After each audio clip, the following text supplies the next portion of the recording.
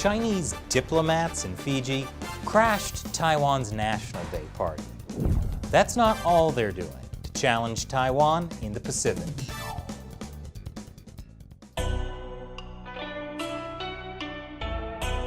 Welcome back to China Uncensored. I'm Chris Chappell. There was a major diplomatic incident between China and Taiwan this month in Fiji. What happened? Well, it's a bit of a he said, she said situation. According to Taiwan, two Chinese diplomats crashed a Taiwanese National Day party in Fiji on October 8th. I believe we have a picture of the two Chinese diplomats in question. Anyway, the party crashing led to a fist fight in Fiji, also known as a stoush, a scuffle, a fracas. Newspapers love a good old-fashioned fracas. Anyway, the fight was serious enough to land a Taiwanese official in the hospital with a concussion. So why did these Chinese diplomats crash Taiwan's National Day party? Well, Taiwanese officials say that the Chinese diplomats were trying to photograph the people who were there. Beijing has deployed such tactics, turning up at events, taking photographs of people in recent years to intimidate its rivals and those who support them. When the Taiwanese staff tried to stop them from taking photographs, the Chinese diplomats assaulted them. Of course, Beijing totally denies this. First of all, Taiwan has no so-called diplomats in Fiji. The relevant report you mentioned is totally inconsistent with the facts. Taiwan is like a thief crying, "Stop, thief!" Yeah, there aren't any so-called Taiwanese diplomats in Fiji, which means we couldn't have so-called punched them in their so-called faces. In fact, those Taiwanese diplomats who don't exist punched us in the face first. Chinese authorities are saying that the Taiwanese acted provocatively against the Chinese embassy staff, causing injuries and damage to one Chinese diplomat. So how did those Chinese diplomats get there in the first place? Well, they totally didn't crash Taiwan's party. They were just carrying out their official duties in the public area outside the function venue. Official duties that may or may not have included secretly photographing people going into the venue and trying to crash Taiwan's party. In any case, since Taiwan is part of China, that means this Taiwanese party is actually a Chinese party, which means that the Chinese diplomats weren't crashing, they were just going to their own party. Everyone knows the best party is a communist party. But the Chinese Foreign Ministry wants the world to know that the real problem isn't the party crashing. The real problem is the cake. That's because a false national flag was openly displayed at the scene.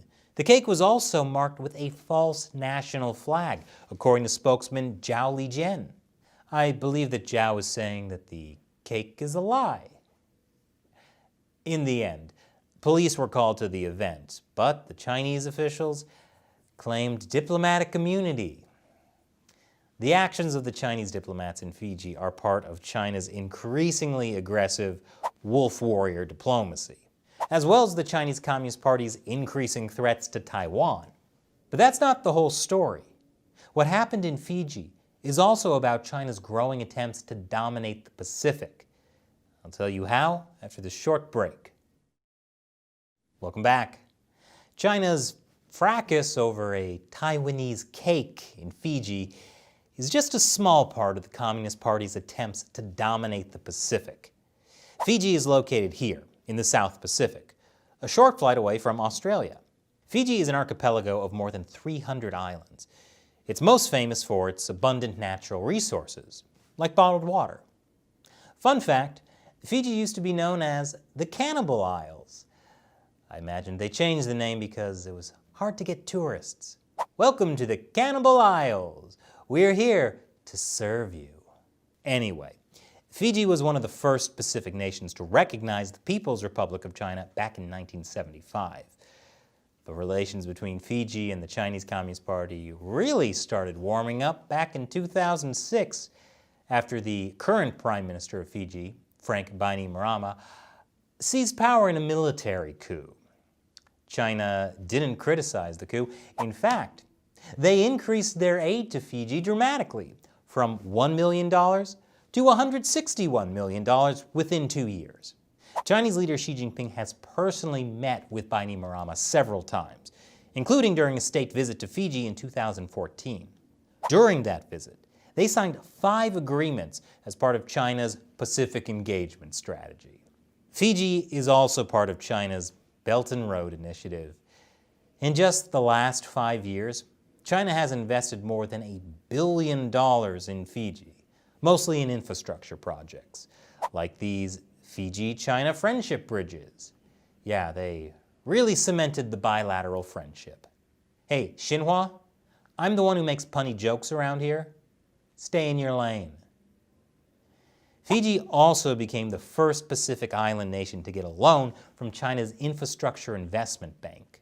There have been some hiccups along the way, like a Chinese mega-resort that destroyed a local reef and then had its building rights revoked. But overall, the relationship between Fiji and China has gotten even closer after the coronavirus outbreak. Chinese state-run media are talking about speeding up construction projects in Fiji. Fiji does not have official diplomatic relations with Taiwan, but Taiwan does have a de facto embassy in Fiji, the Taipei Trade Office. And their National Day celebration, the one that sparked the literal diplomatic fight, was attended by Fiji government ministers, opposition leaders, and prominent business people. So it's easy to see why the Chinese diplomats were so eager to figure out who was at the party, eating that delicious, delicious cake. In fact, Taiwan's influence is one of the big reasons that the Chinese Communist Party is more interested in the Pacific. More on that after the break. Welcome back. Taiwan is a key reason why the Chinese Communist Party is interested in the Pacific, although frankly, we are running out of parts of the globe where China does not have an interest. But 4 of the 15 countries that officially recognize Taiwan are in the Pacific: Nauru, Palau, the Marshall Islands, and Tuvalu. Last year, the Chinese Communist Party managed to get 2 Pacific countries to switch diplomatic relations from Taiwan to China: the Solomon Islands and Kiribati, thanks to China's diplomatic application of lots and lots of money. There's a lot more going on with China and these Pacific nations than I can fit into this episode. Let me know if I should do an episode on that topic. But broadly speaking, the Pacific is one place that Taiwan and China compete heavily for influence, especially because Taiwan can afford to give more aid to these smaller Pacific countries. Remember, no matter how big or small a country is, it gets 1 vote in the United Nations. And the Pacific Ocean happens to be a great place to build naval bases. But it's not just Taiwan that's worried about China's increasing role in the Pacific. Australia and New Zealand are also nervous about China's gaining influence in their own backyard, in case China decides to turn the 9- line into the 19- line, or for that matter, the 90- line. That's one reason both Australia and New Zealand are competing with China for influence in the South Pacific as well. For example, Australia outbid China to fund a military base in Fiji, and the United States is paying attention too. After all, the U.S. not only has territory in the Pacific, it also has many military bases in the region. Last month, Palau, which recognizes Taiwan and not China, invited the U.S. to build a military base on their islands as well. That's after U.S. Defense Secretary Mark Esper visited Palau and accused Beijing of being a malign influence in the region. And Beijing is the big reason that the U.S. has just released its 2020 Pacific Pledge. It's a pledge to give more than $200 million of funding to the Pacific Islands, including $130 million to support the response to COVID-19. So, expect to see growing diplomatic rivalries in the Pacific over the next few years, between China and Taiwan, Australia, New Zealand, and the United States. Sounds like it's going to be a real party. Pass the cake. And now it's time for me to answer a question from one of you, a fan who supports China Uncensored on the crowdfunding website Patreon. Bill asks, Do you think the U.S. should sell F-35 fighter planes to Taiwan, thus giving Taiwan the ability to remove all Chinese airplanes from its airspace? Taiwan might send a message to the CCP, "Don't tread on me." Well, Bill, it's complicated. 2 years ago, Taiwan had wanted to buy F-35 stealth fighter jets from the U.S., but they stopped requesting that last year and asked for F-16 fighters instead. The U.S. just finalized that sale 2 months ago. Why did Taiwan stop asking for the F-35s?